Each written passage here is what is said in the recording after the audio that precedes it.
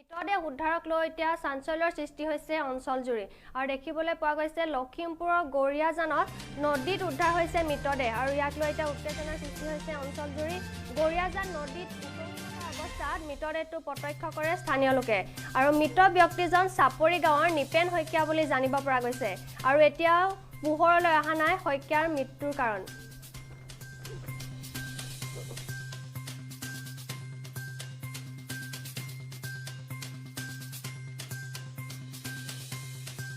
পুনৰবাৰ জনাইছো লখিমপুৰৰ গৰিয়াজানৰ নদীত মৃতদেহ উদ্ধাৰ হৈছে আৰু এতিয়া মৃতদেহ উদ্ধাৰক লৈ উত্তেজনাৰ সৃষ্টি হৈছে অঞ্চলজুৰি আৰু গৰিয়াজান নদীত উপঙি থকা অৱস্থাত মৃতদেহটো প্ৰত্যক্ষ কৰে স্থানীয় লোকে। মৃত ব্যক্তিজন চাপৰি গাঁৱৰ নিপেন শইকীয়া বুলি জানিব পৰা গৈছে আৰু এতিয়ালৈ পোহৰলৈ অহা নাই শইকীয়াৰ মৃত্যুৰ কাৰণ।